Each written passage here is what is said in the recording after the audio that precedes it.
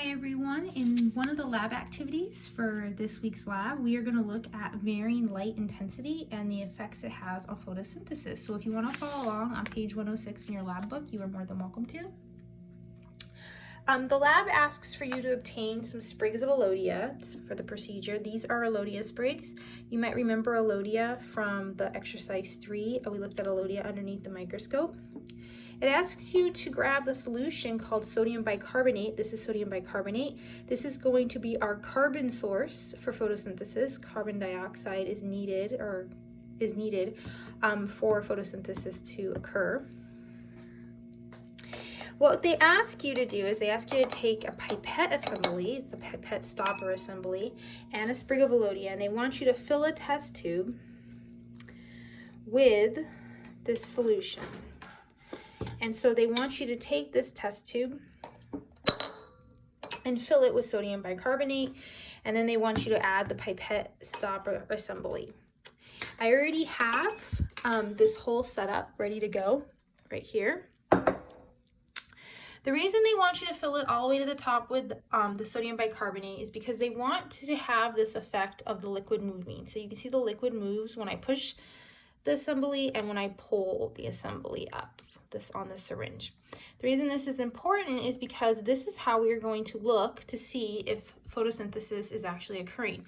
If this red liquid moves, we know oxygen production actually occurred. So the oxygen is going to be produced by the Alodia plant, and it's going to push up air, the oxygen gas, through this tube, and it's going to make the liquid move. We are going to vary the light intensity by using a meter stick and different measurements along the meter stick. So one of the first measurements in your lab book, it asks you to look at measurements on, the first measurement is going to be at 30 centimeters. So I have my desk lamp, or my lamp, my light source, which is like the sun.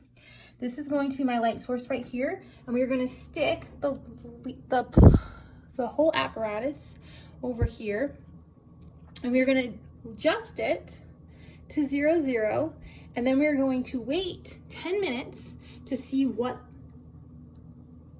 production of oxygen gas this particular Alodia leaf or plants have at 30 centimeters.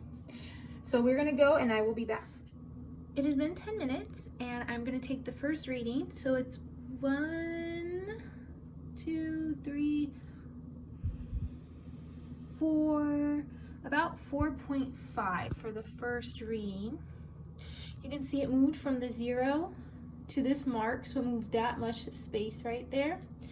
And that was at the 30 centimeter mark. So now we are going to readjust it. We're going to put it at 0 again. We're going to stick it here.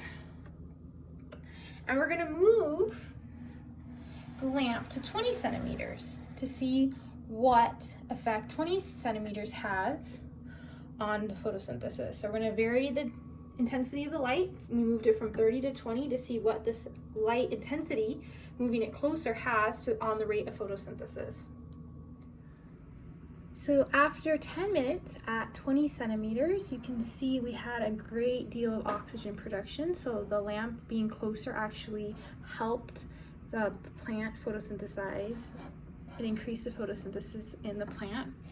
And at this one, it produced 0.7, I don't know if you can see it, 0.7 milliliters of oxygen. So the last one we have to test is what happens to the plant at 10 centimeters. So we're going to push this all the way back to the 0, 0 mark. Let it sit for 3 minutes. Adjust, calibrate. We're going to move our lamp to 10 centimeters. All the way 10 centimeters, and then we're going to see what effect this has on the plant at 10 centimeters. So it's already closer by 10 centimeters to see what effect this has on photosynthesis activity.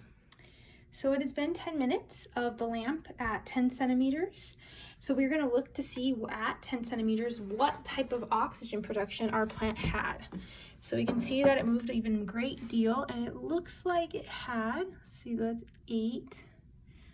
Around 8 is right here, so 8, 1, 2, 3. So 0.83 milliliters at the 10 centimeter mark. So we can see from this video on the results that when the lamp is closer, photosynthesis actually increase, which would make sense. As light intensity increases, the rate of photosynthesis would increase.